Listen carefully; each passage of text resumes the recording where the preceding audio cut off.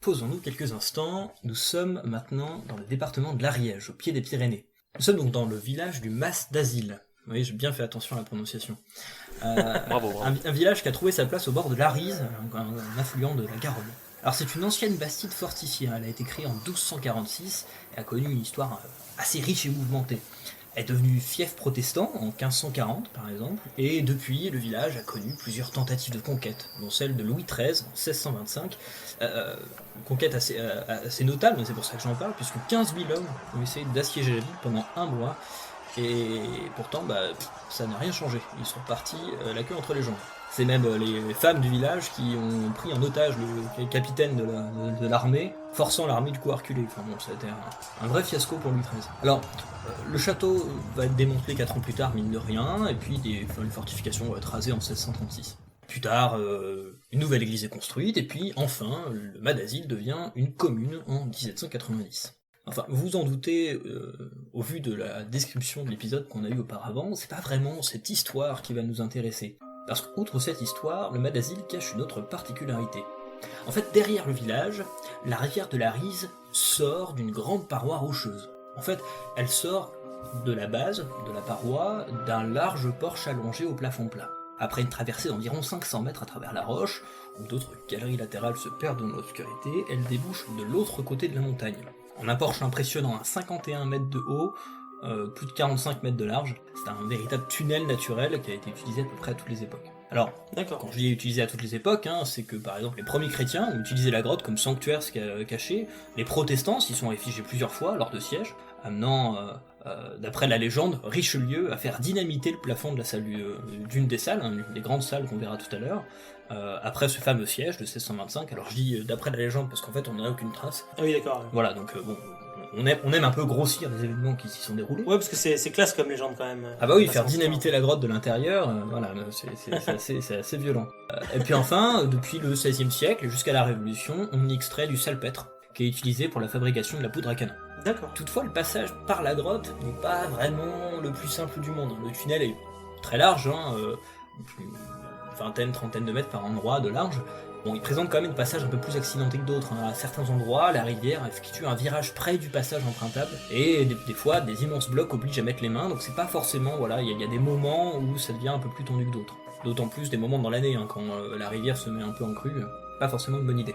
D'où l'idée d'y aménager une véritable route, en fait, qui pourrait traverser la grotte pour rejoindre la vallée de l'autre côté. Et quand je vous dis ça, nous sommes en fait en 1857, et c'est là que commence notre histoire. Alors pour une fois, j'ai fait une introduction relativement courte, on remarquerait, j'ai fait des efforts.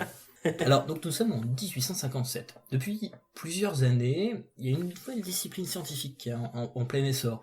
On appelle ça, aujourd'hui on appellerait ça la préhistoire, mais à l'époque on parle plutôt d'histoire antédiluvienne, avant le déluge.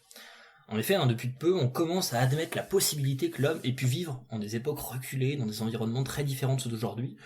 On a par exemple un chercheur qui s'appelle Jacques Pouchet de Perthes, qui a quelques années plus tôt à peine, pu démontrer que des hommes ont été contemporains de mammouths. En fait, il a simplement trouvé des mammouths sculptés, et des ossements humains présents dans les mêmes couches stratigraphiques que certains grands animaux comme des mammouths. Donc voilà, c'est une idée qui commence un peu à imbiber la société de l'époque, et qui est relativement à la mode en fait. Et nous, on va s'intéresser à un personnage qui s'appelle Jean-Jacques Pouec.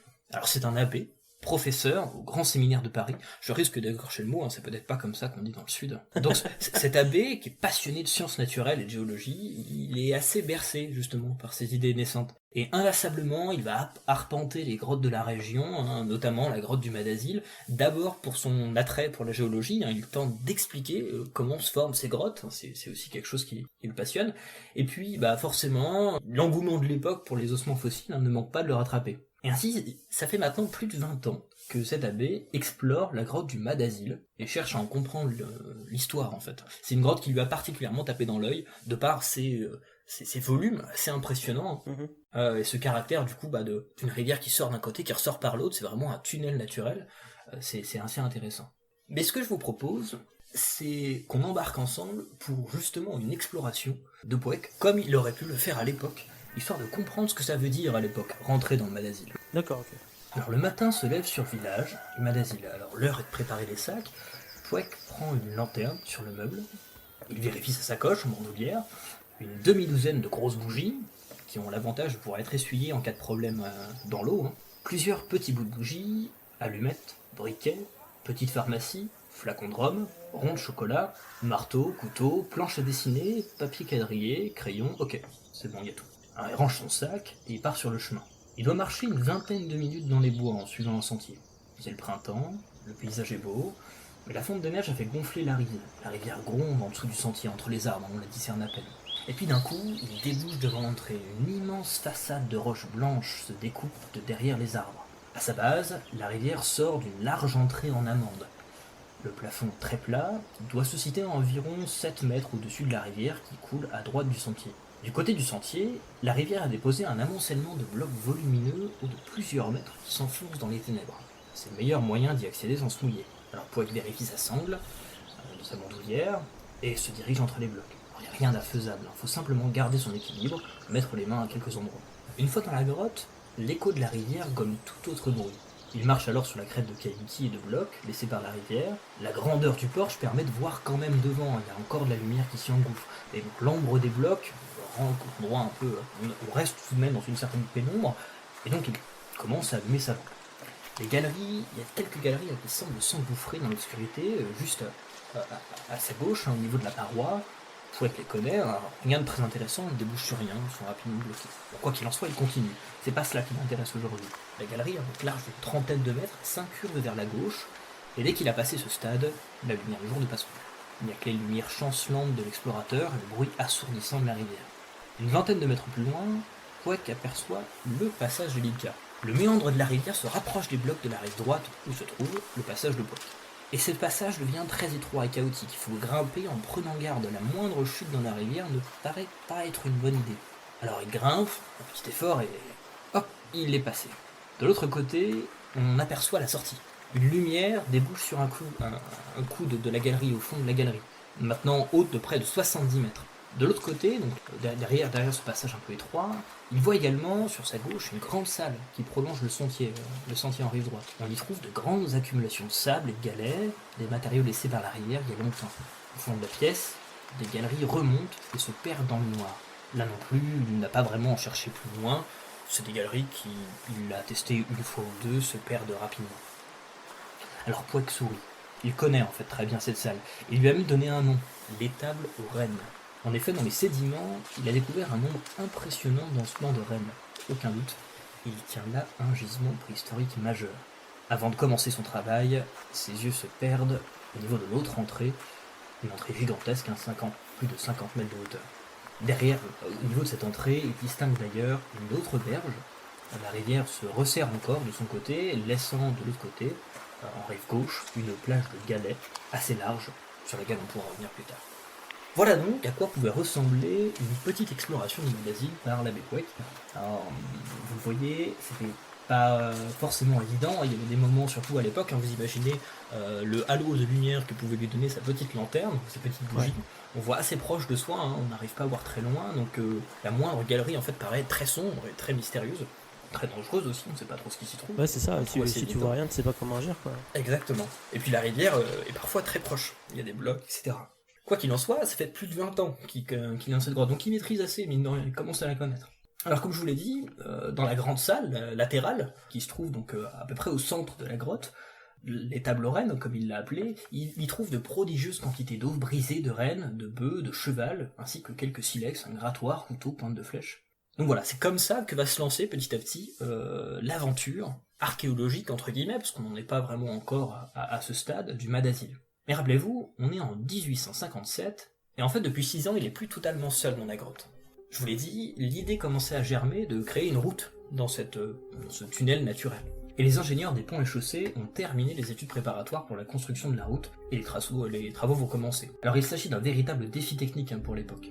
Et dès lors, les découvertes archéologiques vont être, comme bien souvent, intimement liées en fait à ces travaux d'aménagement. Plusieurs chercheurs vont profiter de l'événement pour entamer des sondages et enchaîner les découvertes. Et en quelques années, le Mas d'Asile devient célèbre dans toute la France, pour ses vestiges anciens et pour sa route souterraine. Pour vous donner un ordre d'idée d'à quel point c'était une véritable prouesse technique, c'est un ouvrage qui a été présenté à l'exposition universelle de Paris en 1867. On était très fiers de cet ouvrage, Oui, vraiment, ça a été, c'était quelque chose d'important. Donc la grotte devient célèbre pour ces deux facettes. Toutefois, il a noté que les tranchées de la route vont provoquer d'irréversibles cicatrices dans les sédiments de la grotte. Une quantité considérable de matériaux servent à l'empierrement de la route, de l'intérieur ou du dehors. Donc si beaucoup de découvertes sont sorties de ces travaux, la plupart sont perdues à jamais.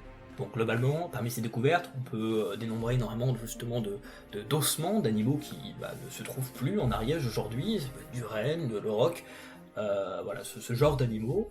On va également trouver quelques silex, quelques signes d'occupation. Quoi qu'il en soit, en 1875, la crue emporte 250 mètres de route.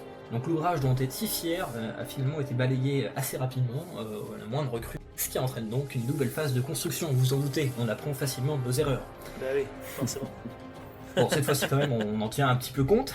On va construire la route 5,5 mètres au-dessus de l'eau, histoire de se prémunir d'éventuelles crues de l'Arise. Ce qui fait que on va surplomber encore de plusieurs mètres le lit d'Avrières, il faut aller chercher des aires plus hautes sur la rive droite, donc creuser encore plus haut et creuser d'autres endroits.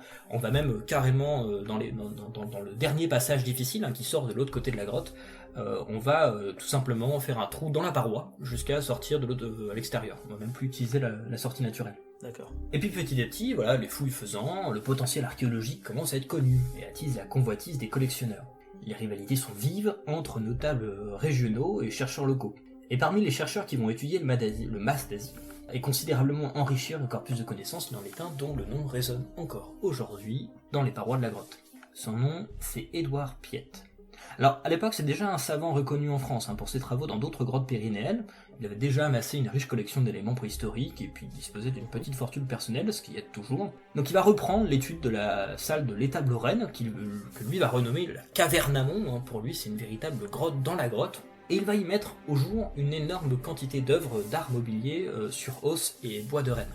En examinant rigoureusement chacun des éléments de la fouille, il va contribuer donc à l'établissement d'une chronologie pour la préhistoire, qui va être basée sur l'évolution des productions artistiques, sculptures, gravures, etc. Alors en fait, c'est plus ou moins à cette époque-là que plusieurs chercheurs vont contribuer à ça. Aujourd'hui, on a des époques qui sont assez définies. Alors, c'est des époques dont il faut rappeler qu'elles sont uniquement basées sur des critères stylistiques, au niveau de l'art, au niveau des outils. Donc il faut se rappeler que, ça aide à se situer chronologiquement, mais ça représente pas réellement des cultures dans le sens où on pourrait l'entendre aujourd'hui.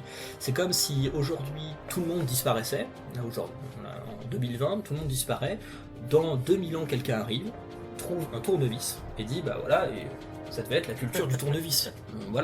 Regardez, c'est une culture qui s'étend de la France jusqu'en Chine, qui passe par les États-Unis. Bon, en fait, ça n'a pas vraiment de sens, anthropologiquement parlant. Mais ça permet simplement de se situer. Par exemple, on va parler de l'Aurignaciens pour les premiers peuplements d'Homo sapiens qui vont arriver en Europe il y a 40 000 ans et qui ont par exemple fait la grotte Chauvet. Vont suivre les Graveciens, il y a environ 30 000 ans, puis les Solutréens qui vont connaître le maximum de l'âge glaciaire, les Magdaléniens, ceux qui ont fait Lascaux, il y a environ 18 000 ans, 17 000 ans, et d'autres cultures qui vont arriver comme ça. Donc c'est vraiment à cette époque que va se créer cette discipline scientifique qui est la préhistoire. Et le Mas d'Asile, va être donc l'un des sites phares pour cette construction épistémologique. Alors, les techniques de l'époque restent toutefois loin de celles d'aujourd'hui. Beaucoup d'informations sont mélangées ou détruites, encore une fois. Et puis au fil des années, c'est un autre secteur qui va particulièrement intéresser Piette. La rive gauche de la Rise, au niveau du porche gigantesque de l'exutoire. Vous vous rappelez, lorsque notre premier chercheur, Puech, avait regardé vers l'autre sortie de la grotte, qu'il avait vu cette plage de galets de l'autre côté de la rivière, c'est cette plage-là. D'accord, ouais. Alors en fouillant, il va y découvrir des pointes d'armature à dos et des outils en bois et en os qui semblent assez étranges parce qu'en fait ils sont beaucoup plus petits que ceux qu'il avait l'habitude de retrouver ailleurs dans la cavité. Et même dans d'autres sites, je vous rappelle qu'il a étudié beaucoup d'autres sites. Les silex et les harpons semblent plus plats, plus fins. Et puis il va retrouver des galets peints. Il y a encore toute la peinture dessus avec des signes géométriques, des points, des traits, des signes en dents de scie. donc assez étrange, mais parfaitement conservé. Et puis il va même retrouver un petit crâne humain. Le crâne édenté de Magda, comme il l'a surnommé, une adolescente âgée d'entre 16 et 18 ans, avec une vertèbre de reine dans l'orbite gauche. Ah oui, d'accord. Alors ces personnes qui ont vécu donc, sur ce bord de la Rise, au niveau de l'entrée de la grotte, en fait il s'agit de chasseurs-cueilleurs qui ont résidé dans le porche de la grotte, au bord de la rivière il y a environ 12 000 ans. Alors imaginons, nous sommes il y a 12 000 ans devant le Madazil. Le vent souffle sur les pins, le jet crie, puis se tait. D'un coup on entend le brame du cerf au loin. On est plutôt vers la fin de l'été. 3 silhouettes se dessinent sur la berge. Avec un arc dans le dos, ils portent une biche, les pattes attachées autour d'une longue branche. Ils se dirigent vers la grotte. À l'entrée, un petit groupe s'est installé en contre-haut de la berge. Pour quelques semaines, ils vont bientôt partir. La fumée des feux s'échappe doucement du porche. Leurs habits sont riches, décorés de perles de pierre, certains sont peints, certains sont même peinturlurés au niveau du visage, quelques signes géométriques. Une femme sur le côté fabrique des outils en percutant précisément un obus de silex pour en faire de petites pointes. D'autres décortiquent des escargots frappés ce matin. Les enfants remontent le talus depuis la berge, après avoir joué à lancer de petits galets dans l'eau. Fiers d'eux, ils apportent certains galets aux adultes, l'un d'eux les regarde, puis en silence, en saisit quelques-uns et les met de côté. Devant le feu, le soir, la lumière éloigne les prédateurs, on entend le loup qui crie au loin. Les arrivés, les nouveaux arrivés, tout à l'heure, racontent leur expédition par-delà la montagne pour commercer avec d'autres groupes. D'autres ont entrepris de peindre les galets, avec les mêmes signes géométriques qu'ils arborent sur le visage. Puis l'une des deux jeunes filles, qui s'est brouillée dans l'eau tout à l'heure, commence à doucement tousser. Le lendemain, elle ne se réveille pas. Plus tard, on la dépose au milieu d'un parterre de galets, des vertèbres de reine sur les yeux avec quelques galets peints. On chante un temps. Puis le groupe part. Alors cette scène, elle est très romancée, et s'appuie au final sur extrêmement peu d'éléments. Quelques objets laissés là, des galets peints et un crâne. Vous comprenez donc qu'il est important de continuer les recherches. Et plusieurs générations de chercheurs, en fait, vont commencer à s'atteler à ce problème. Alors, déjà, à noter que ce petit groupe, dont on vient de parler, encore une fois, cette image assez romancée de ce groupe, tel qu'il a pu être, va donner lieu à une nouvelle classification culturelle. On va les appeler les Asiliens, du fait du nom du mas d'asile. C'est une culture propre, qu'on va retrouver sur plein d'autres sites plus tard, mais qui a débuté son histoire épistémologique au niveau du Manasile. D'accord. Alors plusieurs chercheurs vont continuer ces recherches pour ces Asiliens, mais également pour d'autres, les Magdaléniens, vous vous rappelez, ceux qui sont à l'époque de Lascaux, qui ont pas mal investi le site. On retrouve même une dent de cachalot sculptée sur le site. Alors, on est assez loin d'un endroit où on pourrait trouver un cachalot, donc pareil, on a des traces d'échanges assez vieilles, et plusieurs générations de chercheurs vont continuer sur cet héritage. Alors la volonté de Piette, pendant son époque, de garder la main mise sur le site, n'a pas aidé à l'implantation de jeunes chercheurs. On a l'abbé Breuil, qui va découvrir entre 1901 et 1902 les premières peintures au Madazil, et puis quelques gravures de bisons, chevaux, cerfs, mais il va pas s'investir plus avant dans l'étude générale du site. Et ça va être la même chose pour plusieurs préhistoriens assez phares de l'époque. Bon, l'abbé Breuil fera d'autres découvertes, c'est par exemple celui qui, plus tard, ira dans les premiers découvrir Lascaux, après avoir été appelé pour reconnaître le site. Enfin, on va voir 3 autres chercheurs, donc Joseph Mandement et puis les époux Pécard, qui vont considérablement modifier le site. Mandement va dégager l'accès à plusieurs galeries. Vous vous rappelez les galeries qui se perdaient dans le noir au-dessus de la grande salle, la grotte dans la grotte. Mais voilà, ils vont tout simplement dégager l'accès à plusieurs galeries entre 1936 et 1944, puis faire de nouvelles découvertes. Il va par exemple découvrir une galerie entièrement remplie de restes d'ours des cavernes, parfaitement conservée. C'est une galerie qu'on peut visiter encore aujourd'hui. Il va même découvrir un crâne de mammouth laineux dans les secteurs les plus profonds de la grotte. Et enfin, un crâne humain, isolé en plein milieu d'une salle datant du Magdalénien. Et c'est là que commencent à se poser des questions. Vous en doutez, il y a quelque chose qui cloche là, dans ce que je viens de dire. On vient quand même de retrouver un crâne de mammouth tout au fond de la grotte. Ouais. Après avoir creusé pour pouvoir y arriver.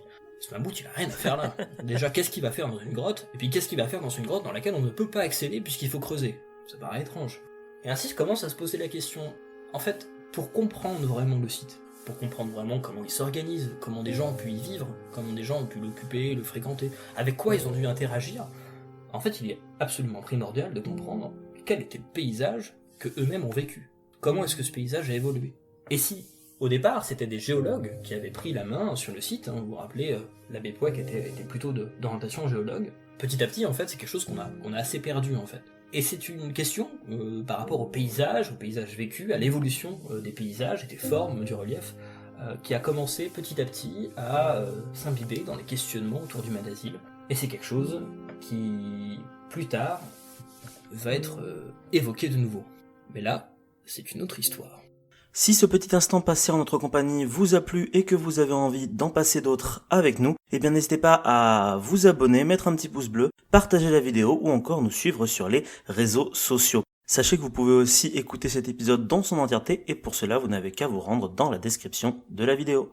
Je vous dis à très bientôt pour à nouveau écouter un petit peu de tout et surtout un petit peu de rien.